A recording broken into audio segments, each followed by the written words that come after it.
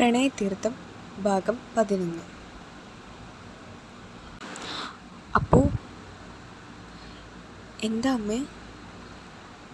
അപ്പു അടുക്കളയിൽ നിൽക്കുമ്പോഴാണ് ദേവി അങ്ങോട്ട് വന്നത്.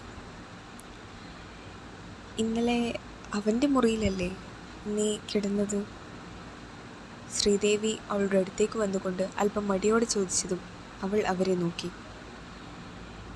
എന്തെങ്കിലും പ്രശ്നം വല്ലതും ഉണ്ടായോ?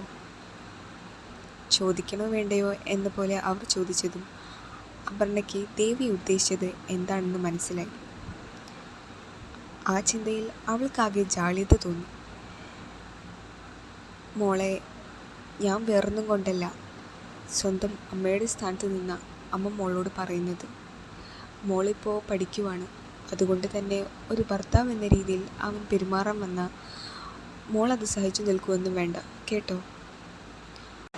അമ്മ എന്താ ഉദ്ദേശിക്കുന്നത്? ഞാൻ അവളെ കയറി പീഡിപ്പിക്കുമെന്നാണോ?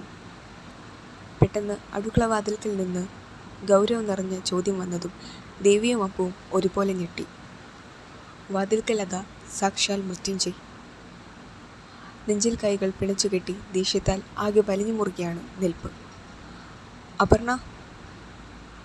അവൻ്റെ ആ ഒരൊറ്റ വിളിയിൽ അവൾ നിന്നിടത്തു നിന്ന് കിടുങ്ങി.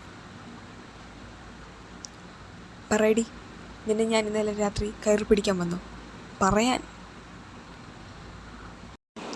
അവൻ ഇരുവരുടെയും അടുത്തേക്ക് നടന്നെടുത്തുകൊണ്ട് ചോദിച്ചതും അവൾ വേഗം ഇല്ല എന്ന പോലെ തലവെട്ടിച്ചു. അമ്മയ്ക്ക് എന്താ അറിയേണ്ടത്? ഞങ്ങളുടെ ഫസ്റ്റ് നൈറ്റ് കഴിഞ്ഞു വന്നു. അവൻ്റെ നോട്ടം നേരെ ദേവിയിലേക്ക് എത്തിയതും തൻ്റെ മകൻ്റെ ചോദ്യം കേൾക്കെ അവരാകെ പകച്ചു നിന്നു. അല്ല മോനെ, ഞാൻ... വേണ്ട, കൂടുതൽ നിന്ന് പരുങ്ങണ്ട. ഞാൻ കരുതിയത് എന്നെ ആരെക്കാൾ നന്നായി ഈ ലോകത്ത് അറിയുന്നത് എൻ്റെ അച്ഛനും അമ്മയ്ക്കും ആണെന്നാണ്. പക്ഷേ എനിക്ക് തെറ്റിയെന്ന് ഇപ്പം മനസ്സിലായി. അവൻ്റെ ശബ്ദത്തിൽ ഇടർച്ച ബാധിച്ചത് ദേവിക്കും അപ്പുവിനും ഒരുപോലെ മനസ്സിലായി. മോനെ, അമ്മ അങ്ങനെ കരുതി പറഞ്ഞതല്ല.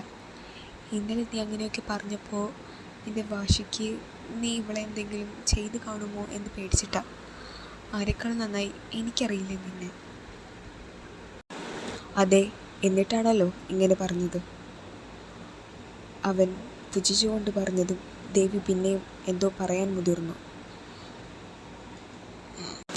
വേണ്ട, ഞാൻ പറഞ്ഞല്ലോ, കൂടുതലൊന്നും പറയണ്ട. എനിക്ക് കേൾക്കാൻ വേണ്ട. അവർക്ക് നേരെ കൈ ഉയർത്തി തടഞ്ഞുകൊണ്ട് മറ്റൊന്നും പറയാതെ അവൻ അവിടെ നിന്ന് പുറത്തേക്ക് പോയി. എൻ്റെ ഈശ്വരാ, എൻ്റെ കുഞ്ഞിന് സങ്കടമായി. ദേവിയുടെ കണ്ണുകൾ നിറയാൻ തുടങ്ങിയതും അപ്പു നിസ്സഹായതയോടെ അവരെയും അവൻ പോയ വഴിയെയും നോക്കി. ഞാൻ ആ രീതിയിൽ പറഞ്ഞതല്ല മോളെ. ആരെക്കാൾ നന്നായി എനിക്കെൻ്റെ കുഞ്ഞിനെ അറിയാം. അവനൊരിക്കലും ഇത്തരത്തിൽ പെരുമാറില്ല. പക്ഷേ ഇതതുപോലെ അല്ലല്ലോ. നിൻ്റെ അടുത്ത് ഭർത്താവിൻ്റെ അധികാരം അവൻ ഇന്നലെ കാണിച്ചതുപോലെ കാണിക്കാൻ വരുമോ എന്ന ഭയത്തിലാണ് ഞാൻ അങ്ങനെ പറഞ്ഞത്. അല്ലാതെ എൻ്റെ കുഞ്ഞ്... അവർ വേദനയോടെ തല താഴ്ത്തി. അമ്മ വിഷമിക്കണ്ട. കണ്ണേട്ടന് അങ്ങനെ പെട്ടെന്ന് കേട്ടപ്പോൾ ഉണ്ടായ ദേഷ്യത്തിൽ പറഞ്ഞതാ. അമ്മ കരയില്ലേ? ഇല്ല മോളെ, അവന് അത് ചങ്കിൽ കൊണ്ടു കാണും. ഇല്ലേൽ ഇങ്ങനൊന്നും അല്ല, ജയിക്കുന്നത് വരെ അവൻ വാദിക്കും. പക്ഷേ ഇപ്പോൾ പെട്ടെന്ന് അവനൊന്നും പറയണ്ട എന്ന് പറഞ്ഞു പോയെങ്കിൽ അതവന് വല്ലാതെ വേദനിപ്പിച്ചു എന്നർത്ഥം. അവർ തൻ്റെ കണ്ണുകൾ തുടച്ചുകൊണ്ട് പറഞ്ഞതും അവൾ എന്തു ചെയ്യണം എന്നറിയാതെ നിന്നു. മോളൊന്ന് ചെന്ന് അവനെ നോക്കുവോ? ഇപ്പോൾ ഞാൻ പോയാൽ ശരിയാവില്ല, അതാ. അവർ വേഗം അവളെ നോക്കിക്കൊണ്ട് പറഞ്ഞതും അവൾ ഒന്ന് ഞെട്ടി. ശേഷം സമ്മതപൂർവ്വം മെല്ലെ തലയാട്ടി. എന്താടി, എന്തിനായി നീ ഇപ്പോൾ ഇങ്ങോട്ട് വന്നേ? മുറിയിലേക്ക് വാതിൽ മെല്ലെ തുറന്നു വന്നവളെ കാണെ അവൻ ദേഷ്യത്തിൽ അലറി. കേട്ടില്ലേ നിൻ്റെ അമ്മായിമ്മ പറഞ്ഞത്? ഞാൻ നിന്നെ വല്ലതും ചെയ്താലോ, പുഴുങ്ങി തിന്നാലോ? അതുകൊണ്ട് മോൾ എൻ്റെ അടുത്തോട്ട് വരണ്ട. അവൻ്റെ ദേഷ്യവും വാശിയും നിറഞ്ഞ അലർച്ച കേൾക്കെ അവൾ വാതിൽക്കൽ തന്നെ തറഞ്ഞു നിന്നുപോയി. അവളുടെ പേടിച്ചരണ്ട നിൽപ്പ് കാണെ അവൻ്റെ ചുണ്ടിൽ പുച്ഛം നിറഞ്ഞ് ചിരി വിരിഞ്ഞു. എനിക്കറിയാം, നിനക്കും ഞാൻ അങ്ങനെയാ. അവൻ അവളിൽ നിന്ന് നോട്ടം മാറ്റി പുച്ഛത്തോടെ പറഞ്ഞതും അവൾ അവനെ മുഖമുയർത്തി നോക്കി. അവളുടെ കൈകൾ തൻ്റെ കഴുത്തിലെ താലിയിൽ മുറുകി. എന്തോ ഒരു ശക്തി ആ നിമിഷം അവളുടെ ഉള്ളിൽ നിറഞ്ഞു. അവൻ്റെ പ്രതീക്ഷകൾ തലക്കീഴായി മറിച്ചുകൊണ്ട് അവളുടെ കാലുകൾ അവൻ്റെ അടുത്തേക്ക് താനെ ചലിച്ചു. തൻ്റെ അടുത്തേക്ക് വരുന്നവളെ കാണെ അവൻ തെല്ല് അത്ഭുതത്തോടെ അവളെ തല ഉയർത്തി നോക്കി. കണ്ണേട്ടാ. ആ വിളി, അവളുടെ നേർമയോടെയുള്ള ആ ഒരൊറ്റ വിളിയിൽ അവൻ്റെ ഉള്ളൊന്ന് വിറച്ചു. കണ്ണേട്ടന് ദേഷ്യ? കാറ്റുപോലെയുള്ള അവളുടെ ശബ്ദം, സംസാരം, അത് കേൾക്കെ അവനൊരു നിമിഷം നിശ്ചലനായി. ആരോടാ ദേഷ്യം? എന്നോടാണോ അതോ അമ്മയോടോ? കൊച്ചു കുഞ്ഞുങ്ങളെപ്പോലെയുള്ള അത്രയും നിഷ്കളങ്കമായ അവളുടെ ചോദ്യം കേൾക്കെ അത്രയും നേരം പിരിമുറുക്കത്തോടെ ഇരുന്നവൻ്റെ ഉള്ളം തണുത്തു. എനിക്ക് ദേഷ്യം തന്നെയാ, നിന്നോടെന്നല്ല, എല്ലാവരോടും. അവൻ അവളിൽ നിന്ന് നോട്ടം മാറ്റി അല്പം മയത്തിൽ പറഞ്ഞതും അവൾക്ക് അവൻ്റെ അടുത്ത് നിൽക്കാൻ കുറച്ചുകൂടി ധൈര്യം തോന്നി. എന്തിനത്ര ദേഷ്യം? അമ്മയ്ക്ക് നല്ല സങ്കടമായി. അമ്മയ്ക്ക് മാത്രം സങ്കടമുള്ളൂ? മറ്റുള്ളവർക്കും ഉണ്ട് ഈ പറഞ്ഞത്. അവൻ അവളെ രൂക്ഷമായൊന്ന് നോക്കി പറഞ്ഞെങ്കിലും അവൻ്റെ ശബ്ദത്തിൽ നല്ല മയം വന്നിട്ടുണ്ട് എന്നത് അവൾക്ക് ആശ്വാസമായിരുന്നു. പറ്റുമെങ്കിൽ ഇങ്ങനെ വാശി കാണിച്ച് ഇരിക്കാതെ. എത്രയായാലും അമ്മയല്ലേ. ഒരു മക്കളെക്കുറിച്ചും ഒരു അമ്മയും ദോഷം പറയില്ല, പ്രത്യേകിച്ച് ദേവിയമ്മ. ഇതറിയാതെ പറഞ്ഞു പോയതാ, അല്ലാതെ കണ്ണേട്ടനെ മോശക്കാരനാക്കി പറഞ്ഞതല്ല. അമ്മ ഉള്ളപ്പോൾ ആ വില അറിയില്ല, ഇല്ലാതാവുമ്പോഴേ അറിയുള്ളൂ. അവസാനം എത്തിയതും അവളുടെ ശബ്ദം ഒന്നിടറി. എന്നാൽ ജയ് ശ്രദ്ധിച്ചത് അവളുടെ സംസാര രീതിയായിരുന്നു. വളരെ മെല്ലെ, വാക്കുകൾ കൃത്യം തിട്ടപ്പെടുത്തിയാണ് അവളുടെ ഓരോ സംസാരവും. അത്രയും ശാന്തമായി. അവനൊന്ന് ആഞ്ഞു നിശ്വസിച്ചു. നീ നീ എന്താ പറഞ്ഞു വരുന്നേ? അമ്മയോട് ഞാൻ മാപ്പ് പറയണോ? ഗൗരവം അല്പം കുറച്ചുകൊണ്ട് അവൻ ചോദിച്ചതും അവളുടെ ചുണ്ടിൻ്റെ കോണൊന്ന് വിരിഞ്ഞു. അതൊന്നും വേണ്ട, അമ്മയോട് സ്നേഹത്തിൽ സംസാരിച്ചാൽ മതി. ആള് ആകെ വിഷമത്തിലാ. അറിഞ്ഞുകൊണ്ടല്ലെങ്കിലും കണ്ണേട്ടനെ വേദനിപ്പിച്ചില്ലേ എന്നോർത്ത്. ഞാൻ സംസാരിക്കാം. അവൻ പറഞ്ഞത് കേൾക്കെ അപ്പുവിന് ഒരുപാട് സന്തോഷം തോന്നി. നല്ല കണ്ണേട്ടൻ.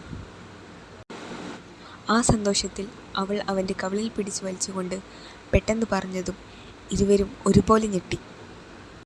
അറിയാതെ ആ ഒരു സന്തോഷത്തിൽ ചെയ്തു പോയതാണ്. എന്നാൽ അത് കഴിഞ്ഞപ്പോഴാണ് എന്താണ് താൻ ചെയ്തതെന്ന ബോധം അവൾക്ക് വന്നത്. ജയ് അവളെ ഒരു നിമിഷം കണ്ണുകൾ മിഴിച്ചു അത്ഭുതത്തോടെ നോക്കി. അത് പിന്നെ ഞാൻ പെട്ടെന്ന്. അവൾ വാക്കുകൾ കിട്ടാതെ എണ്ണിപ്പെറുക്കി. പിന്നെ ഒന്നും നോക്കാതെ വേഗം അവിടെ നിന്ന് പുറത്തേക്കൂടി. എന്നാൽ അവൾ പോയിട്ടും ഒരുവൻ അതേ ഇരിപ്പ് അവിടെ ഇരുന്നു. ഒപ്പം അവളുടെ കരസ്പർശമേറ്റ നിമിഷം ഏറിയ തൻ്റെ ഹൃദയമിടിപ്പ് അവനിൽ അസ്വസ്ഥത നിറച്ചു. അവൻ്റെ കൈകൾ അറിയാതെ തന്നെ അവളുടെ വിരലുകൾ തൊട്ട തൻ്റെ കവിളുകളിൽ മെല്ലെ ചെന്നെത്തി. അവനും അത്ഭുതമായിരുന്നു, ആശ്ചര്യമായിരുന്നു തനിക്കുള്ളിൽ സംഭവിക്കുന്നതോർത്ത്. അയ്യോ അപ്പു, എന്താ നീ കാണിച്ചേ? ഷോ, കണ്ണേട്ടൻ എന്ത് കരുതി കാണും? അവൾ നേരെ ഹാളിലേക്ക് വന്നു നിന്നുകൊണ്ട് നഖം കടിച്ച് ഓരോന്ന് പിറുപിറുത്തു. എന്ത് കരുതാൻ? അറിഞ്ഞുണ്ടല്ലോ, അറിയാതെയല്ലേ? അപ്പം സാരില്ല. സ്വയമേ പഴിച്ചും സ്വയമേ ന്യായീകരിച്ചും അവൾ അവിടെ തന്നെ നിന്നു. ആ മോളെ, കണ്ണൻ എൻ്റെ അടുത്ത് വന്ന് സംസാരിച്ചു. അപ്പം കഴിഞ്ഞതും ദേവി സന്തോഷത്തോടെ അവളുടെ അടുത്തേക്ക് വന്നുകൊണ്ട് പറഞ്ഞു. എന്ത് അത്ഭുതമാണെന്നറിയോ? സാധാരണ അവന് ദേഷ്യം വന്നാൽ പിന്നെ നല്ല സമയമെടുക്കും ഒന്ന് മാറാൻ. പക്ഷേ ഇതിപ്പോൾ ഇത്ര പെട്ടെന്ന്. എന്ത് ട്രിക്കാ മോളെ നീ ചെയ്തേ? ദേവിയുടെ വാക്കുകൾ കേൾക്കെ അപ്പുവിനും തെല്ല് അത്ഭുതം തോന്നി. കാരണം സമ്മതിച്ചെങ്കിലും ഇത്രയും പെട്ടെന്ന് അവൻ അമ്മയോട് സംസാരിക്കുമെന്ന് അവളും തീരെ പ്രതീക്ഷിച്ചില്ല. എന്തായാലും ആ വിഷമം അങ്ങനെ മാറിക്കിട്ടി. അവർ സന്തോഷത്തോടെ പറഞ്ഞതും അവളും ഒന്ന് ചിരിച്ചു. പിന്നീട് അവനെ ഒന്ന് ചെന്ന് കണ്ടാലോ എന്ന് കരുതിയെങ്കിലും നേരത്തെ ഉണ്ടായ പ്രവൃത്തി ഓർക്കെ അവൾക്ക് വല്ലാത്തൊരു ജാള്യത തോന്നി. പിന്നീട് കുറച്ചു കഴിഞ്ഞപ്പോൾ അമ്മയോട് പറയുന്നത് കേട്ടു, കൂട്ടുകാരെ കാണാൻ പോകുവാണെന്ന്. അപ്പോഴും ആ മുന്നിലേക്ക് ചെന്നില്ല. തന്നെ അന്വേഷിച്ചു കാണുമോ? ഏയ്, എവിടുന്ന്? അങ്ങനെയാണെങ്കിൽ ഒന്ന് കാണാനെങ്കിലും ശ്രമിക്കില്ലേ? അവൾ സ്വയം മനസ്സിലോർത്തുകൊണ്ട് തിരിഞ്ഞതും അതാ മുൻപിൽ നിൽക്കുന്നു സാക്ഷാൽ മൃത്യുഞ്ജയ്. എൻ്റെ കീ. ഏ? അല്ല, എൻ്റെ ബുള്ളറ്റിൻ്റെ കീ ഒന്നെടുക്കോ? അവൻ അവളിൽ നിന്ന് വേഗം നോട്ടം മാറ്റിക്കൊണ്ട് പറഞ്ഞതും അവൾ പെട്ടെന്ന് തന്നെ തലയാട്ടിക്കൊണ്ട് അവിടെ നിന്ന് മുകളിലേക്കോടി. ഏയ്, പതിയെ പോ. ഈ പെണ്ണ്. എൻ്റെ ചുണ്ടിൻ്റെ കോണിൽ ഒരു ചെറുചിരി മിന്നി. അവൾ വേഗം താഴേക്കിറങ്ങി വന്ന് കിതപ്പോടെ അവന് നേരെ അത് നീട്ടി. കിതയ്ക്കുമ്പോൾ ഉയർന്നു താഴുന്ന അവളുടെ നെഞ്ചിലേക്ക് ഒരു നിമിഷം അവൻ്റെ നോട്ടം പാളി വീണതും അവൻ്റെ കണ്ണൊന്നു പിടഞ്ഞു. അവൻ വേഗം തൻ്റെ കണ്ണുകൾ അവളിൽ നിന്ന് പിൻവലിച്ചുകൊണ്ട് താക്കോൽ വാങ്ങി. താങ്ക്സ്. അത്രമാത്രം പറഞ്ഞുകൊണ്ട് അവൻ ഒന്നുകൂടി അവളിലേക്ക് നോട്ടം പായിക്കാതെ വേഗം അവിടെ നിന്ന് പുറത്തേക്ക് പോയി. തുടരും.